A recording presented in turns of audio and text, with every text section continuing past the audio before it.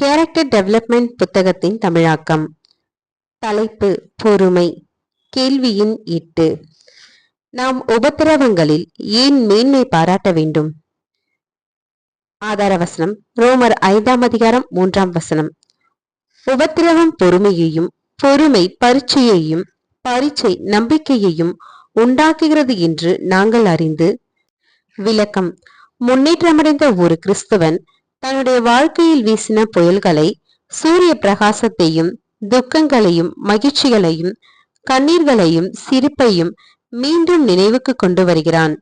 ஞானமான சிந்தனையினால் அவைகளின் தாக்கம் குறைந்து, சோதனைகளையும் உபத்திரவங்களையும் வாழ்க்கையின் போராட்டங்களையும் நமக்காக ஏற்படுத்தப்பட்ட பாடங்கள் என்றும், அவைகள் மாறுவேடத்தில் வந்த ஆசீர்வாதங்கள் என்றும் உறுதியளிக்கும் தேவனுடைய வார்த்தைகளை கட்டளையாக பெற்றதினால் தன்னுடைய உபத்திரவத்தின் வீரியம் குறைந்து கொண்டு இருப்பதை காண்கின்றான்.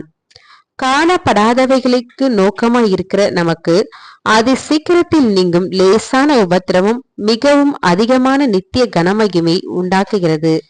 2 கொரிந்தியர் 4ஆம் அதிகாரம் 16ஆம் வசனம் மற்றும் 17ஆம் வசனம்.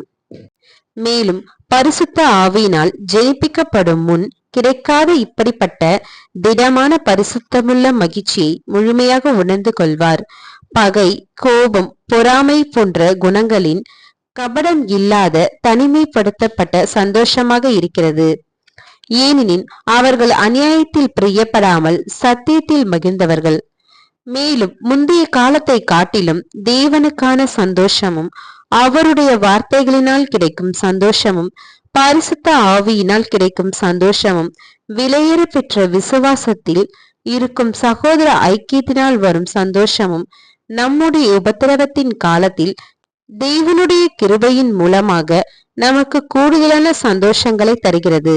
தேவன் உபத்திரவங்களை விரும்புகிறார் என்று அர்த்தமல்ல, அவர் பொறுமையை அதிகமாக விரும்புகிறார். இந்த ஒரு நற்குணம் நமக்குள் வளர்ச்சி அடைவதற்காக தேவன் நமக்கு இந்த உபத்திரவங்களை அனுமதிக்கிறார். அவருக்குள் நாம் சரியாக வழிநடத்தப்பட்டால் நிச்சயமாக நாம் தேவனுடைய விருப்பத்தின்படி நாம் அதிகமாக கனி கொடுப்போம். தேவனுடைய சந்தோஷங்களை ருசி பாராதவர்கள் உபத்திரவத்தில் சந்தோஷப்படுவதை குறித்து இந்த உலகத்தின் கண்ணோட்டத்தில் எவ்வாறாக இருக்கும் என்று யோசித்து பாருங்கள். கிறிஸ்துவுக்காக அனுபவிக்கும் பாடுகளினால் வரும் மகிமையை அதற்கு ஒப்பிட முடியாது என்பதற்காக நாம் மகிழ்ந்து களி கூறலாம். எல்லாம் புத்திக்கும் மேலான தேவனுடைய சமாதானத்தை, அவருடைய ஜனங்களின் இருதயத்தையும் நிரப்பியதை பற்றி இந்த உலகத்திற்கு என்ன தெரியும்? என்னுடைய சமாதானத்தை உங்களுக்கு விட்டு செல்கின்றேன், உலகம் தரக்கூடாத சமாதானத்தை நான் கொடுக்கிறேன். ஆகவே உங்கள் இருதயம் கலங்காமலும் பயப்படாமலும் இருப்பதாக என்று இயேசு சொன்ன ஆறுதலை இந்த உலகம் புரிந்து கொள்வதற்கான வாய்ப்பே இல்லை. மேலும் உபத்திரவம் பொறுமையையும், பொறுமை பரீட்சையையும், பரீட்சை நம்பிக்கையையும் உண்டாக்குறது என்று நாங்கள் அறிந்து உபத்திரவங்களிலேயும் மேன்மை பாராட்டுகிறோம். மேலும் நமக்கு அருளப்பட்ட பரிசுத்த ஆவியினாலே தெய்வ அன்பு தம்முடைய இருதயங்களில் ஊற்றப்பட்டிருக்கிறபடியால் அந்த நம்பிக்கை நம்மை வெட்கப்படுத்தாது. யோவான் 14ஆம் அதிகாரம் 27ஆம் வசனம் மற்றும் ரோமர் 5ஆம் அதிகாரம் 3ஆம் வசனம் முதல் 5ஆம் வசனம் வரை. இப்படியாக தேவன் அனுமதிக்கக்கூடிய எந்த வேலைகளிலும் வரும் அனுபவங்களையும் விசுவாசமுள்ள ஊழியக்காரர்கள் மகிழ்ந்து களி கூறுவார்கள். நாமும் அவர்களின் தேவனையே தேவனாக பெற்றிருக்கின்றோம் என்பதை நினைவு கூர்ந்து அவர் வழிநடத்தும் பாதையில் சந்தோஷமாக நடப்போம். கிறிஸ்துவின் ஊழியக்காரர்கள் இந்த ஒரு கோட்பாட்டை ஏற்றுக்கொள்ள மறுத்தால் நிச்சயமாக பயமும் திகிலும் அவர்களை பற்றி கொள்ளும். ஒரு வார்த்தையில் சொல்ல போனால், நீதிமானாக்கப்பட்டு தத்தம் செய்தவர்களின் சோதனைகள் தேவனை இக்காலத்தில் சேவிக்க வாய்ப்பளிக்கிறது. பாவம் சூழ்ந்திருக்கும் இக்காலத்தில் நீதியாக வாழ்ந்து சத்தியத்தை வெளிச்சயமாக ஏந்தி நிற்பவர்கள் கட்டாயமாக துன்பப்படுவார்கள். ஒருவரின் அர்ப்பணிப்பு முழுமையடைந்த பின் அவர்கள் தேவனை சேவிக்கும் வாய்ப்புக்காக நிச்சயம் மகிழ்வார்கள். இப்படியாக அவர்களுடைய உண்மையான அன்பும் அர்ப்பணிப்பும் தேவனுடைய அங்கீகாரத்தை பெறும். தங்களை இவ்வண்ணமாக தத்தம் செய்து இருதயத்தின் தூய்மையாக இருப்பவர்கள் இன்றைக்கு அனுமதிக்கப்படும் சோதனைகளின் காரணத்தை நன்கு உணர்ந்தவர்கள் தங்களுடைய உபத்திரவங்களில் மேன்மை பாராட்டுவார்கள்.